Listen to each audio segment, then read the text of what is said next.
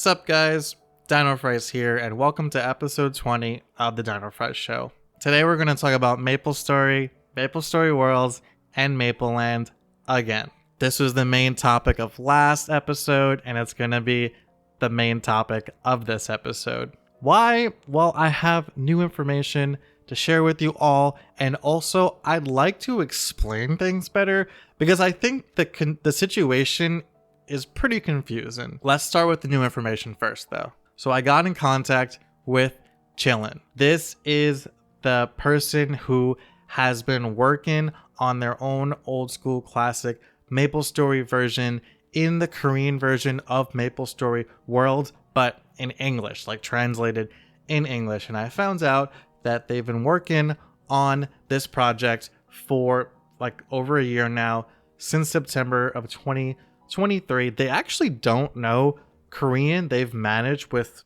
I guess there's English documentation available, and they've been just working off of that.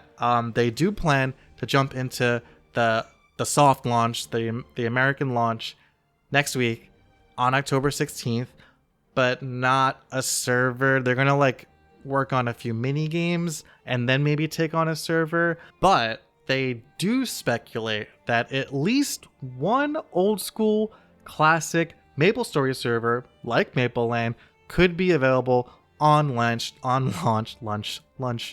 that Office meme? Lunch party. It's supposed to say launch party, whatever. On launch day due to financial incentives. And but that being said, like there might be English translations, but it might be just kind of like auto generated, so not perfect, but we could have something day one. What's interesting though, and I looked into this, so you can just go on the Maplestory Worlds website and you could see like Mapleland, like all these Korean servers. You can see how popular there are. The proof is right there. You can see how many users they've had, how many accounts have been created, how many likes they've gotten. If you go on the Maplestory Worlds website, Nexon kind of goes into how accounts are verified, how there's like an API, like MFA, SMS, like, you know, like a way for accounts to get verified, just like they did in Korea. When I played the Korean version of Maplestory Worlds, I had to go, we people who still want to play have to go through hurdles of not just, well, you could buy an account. I didn't. You could buy an account, just get a Korean Nexon account, and then you also have to go and get that verified. So a Korean phone number has to be attached to it. So they're going to do that for the global version. Global accounts will not have to be verified. I'm pretty sure you don't have to verify it, but any of like the good worlds like Mapleland, for example, require that to combat bots. Sorry, my camera froze. So what I'm thinking though, because I'm looking at this and with talking with Chillin, it might be the same platform. We might share Maplestory Worlds with Korea. I don't know if that's true or not, but it seems like it's possible that maybe like, let's say like October 16th, I log on, I verify my account. I might be able to just jump right into Mapleland, you know, like right now before October 16th. You would need a Korean account for it to be verified. You might have to spend money on a VPN, things like that. Maybe I could just jump in right away. But I mean, like, that's not really solving the problem. We want in English Mapleland, right? We want it because like we want to be able to understand the game. We can't read Korean, but that might be good news, because that means that it'll be all interconnected, and that might mean that like Mapleland can simply just be ported over into a new world and just be, say, like Mapleland English. Does that make any sense? This is all speculation though. I do think that that's probably the most case. That's probably the likely scenario. I'm skeptical that we're gonna have like our own Mapleland, because like the Mapleland in Korea like is super popular. It plays fine. Like it's good. Like it's what we've been waiting for. It's not perfect, but I'm not certain that we'll have like Mapleland America from day one, but I think we'll be able to play something day one and maybe have to wait for things to get ironed out. This is all speculation though. Let me know what you think in the comments below, and let me know if any of that information that I said to you guys was incorrect or off. I'd love to know what you guys think about my theory. And on that note, let's talk about Mapleland America, okay?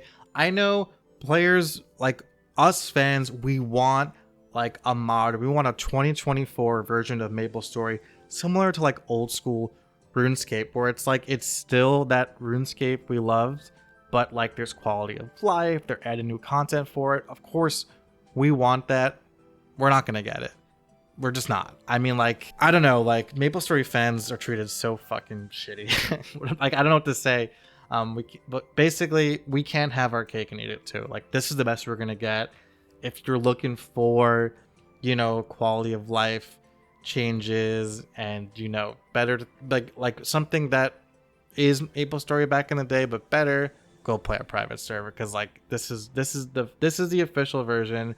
This is what we're gonna get. This is what we're just gonna have to deal with until maybe Nexon decides to make an old school classic MapleStory like old school RuneScape. But I wouldn't put your bets on them. Never put your bets on Nexon. As for Mapleland specifically, there are concerns about only having 60 players per channel and that affecting like the social experience. Well, apparently Mapleland can actually hold up to 100 players per channel and per continent. That's almost double. I think that's not that bad. And again, as someone who played Mapleland in the Korean version, the channels were so freaking full that it was hard to find like an empty map to train on. You like had to party up. So it wasn't a problem when I played.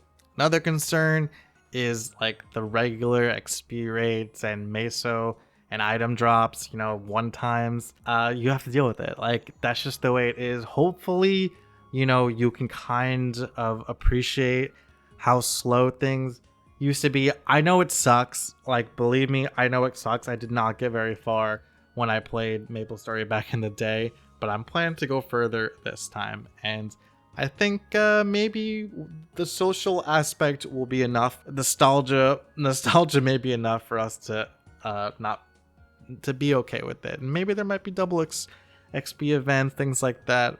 I think you'll be okay. Another concern was HP and MP washing. In case you guys aren't aware, like this was a thing they did back in the day, where they would like have like intelligence equipment, so your int would go higher, so your MP would go higher, and then you would take away your MP and put it into HP because your character was too squishy to survive certain mobs. That's impossible in Mapleland because you can't add AP directly into HP or MP. Is that the solution when things get like when monsters start to hit harder? I don't know, but you can't HP or MP wash in Mapleland as is right now. There's also concerns of pay to win in Mapleland. So all I'll say is that, okay, so for example, you can buy a pet for 1,600 world coins, 1,600 world coins. That's 12,000 won, which equates to about $8.90. I can trade you that pet for mesos. I was able to do that when I played. Not sure if it changed now, but I guess that's technically pay to win if I can just like, but I think there's maybe a limit, like certain items are only available, maybe just like pets and stuff like that. You can't like actually buy mesos with money. There is like a, you know, a workaround to it, but that's the pay to win that I remember from Mapleland. It's up to you whether or not you think that's pay to win, I guess. Another concern is bots. As I mentioned before, MapleStory Worlds and therefore Mapleland combats this problem with verification requirements when you make an account. Another concern is access outside of America. Fortunately, I mean, this is a soft launch. It's going to be available everywhere eventually, hopefully sooner than later. But unfortunately, like if you live in Europe or other places besides Korea and the Americas, you can't jump in officially. You could probably use a VPN to connect to America and get in, but yeah, sorry. And last but not least, lack of content is the last concern that I came across. So when Mapleland launched, it actually launched, according to the website, December 2020, December 22, 2022, December 22, 2022, December 22nd, 2022. There was only Victoria Island available. The Free Market and Orbis and Elnoth came later on January 30th, 2024. Then Ludibrium opened up on April 23rd, 2024, and then Zachem became fightable on June 5th, 2024. Pirates aren't available yet, just the main 4. Explorers, yeah, I don't know how you feel about this like drip fed content, but I love it. I mean, if we get to jump in to a Mapleland, and when I say Mapleland, like this is like a blanket term because there are other servers on the MapleStory World's Korean version. There's like it's called like Artel, like Rona World or something like that. So there's like there could be a server that we're playing that's not even called Mapleland. I like the drip fed content. Give me Victoria Island only. Let us progress all together as a community and like explore new worlds together. I think that's super cool. I hope it goes like that for us too.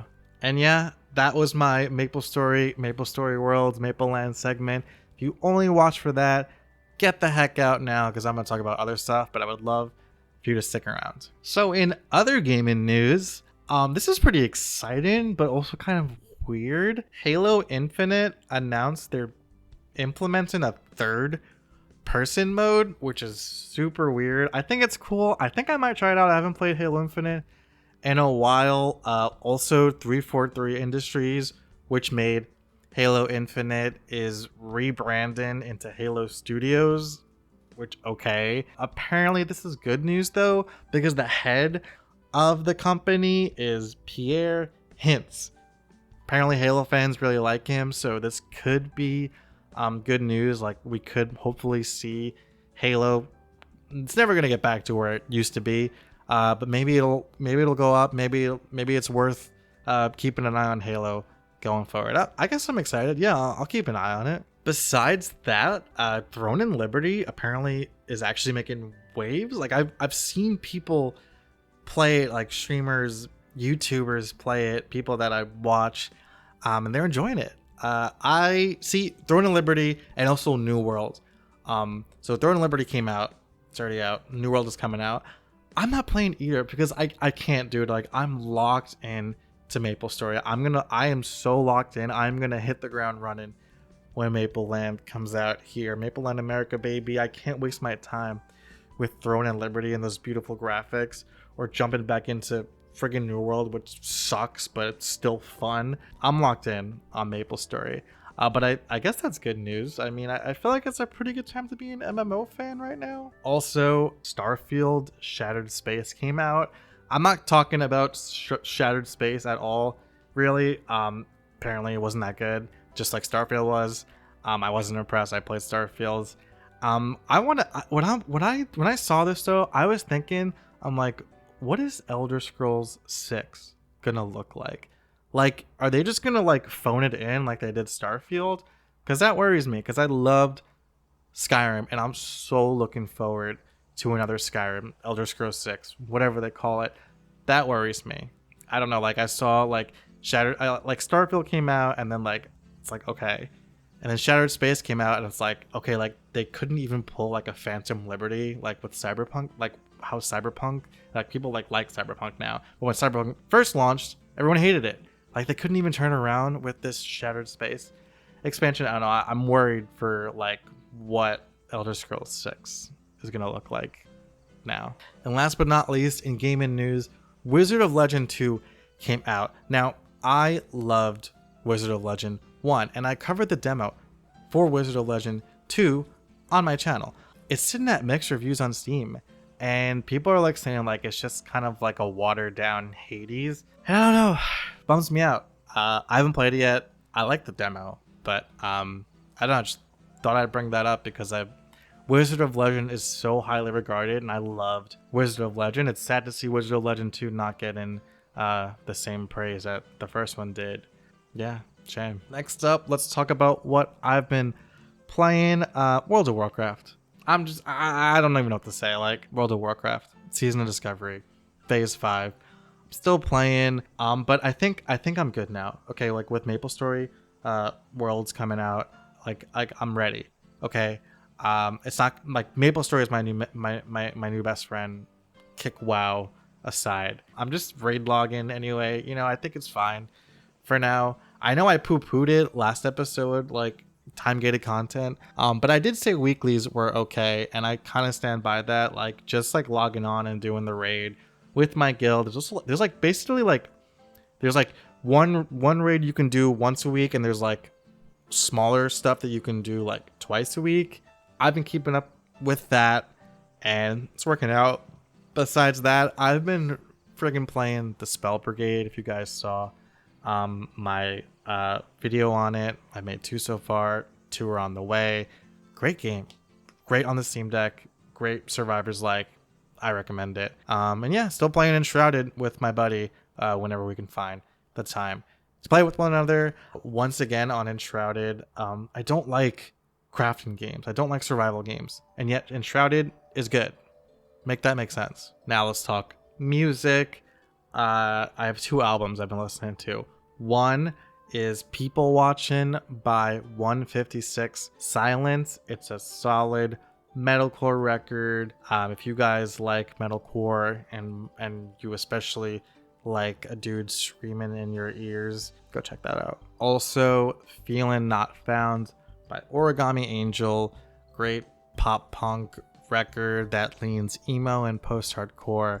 Also super good. And yeah, I'd also like to talk about what I've been watching lately. I don't know why have I done this I don't know, but like I've been watching stuff. The Amazing Digital Circus. This is like a YouTube series that's now on Netflix. I saw it on Netflix. I was like, what the heck? I remember watching this and like liking it. It's awesome. Also been watching Uzumaki, which is Junji Ito, like the horror manga guy's new show on HBO Max. I've also been watching Dun Dun Dun. This like really good, weird but good new anime on Netflix, I believe. And I also been watching Mob Psycho 100 in between. I know it's a classic. I've never watched it. I started watching it. Yeah, I get it, you guys. It's great. Good job. Thanks for the suggestion. No, seriously, it's good. I like it. And that's a wrap for episode 20 of the dinofries show. Thanks for watching. Thanks for dealing with me. I appreciate ya. Just letting you know, there will be more YouTube activity going forward, whether you guys like it or not. Like, I'm thinking I could do daily uploads. There's been a change in my life. This gig I was working, my contract's over, and I'm in the process of like finding another job, looking for more work, and so I suddenly have a lot of time on my hands. So yeah, daily uploads, weekly podcasts, and streams for sure. I think I really have to finish streaming Elden Ring. I never beat the Shadow of the Erdtree DLC. I gotta beat that, and I'm gonna stream probably MapleStory Worlds, so look out. And yeah, thanks for watching. Drop a like, subscribe if you haven't already, leave a comment down below on something I talked about, and yeah, see you in the next one. Peace out.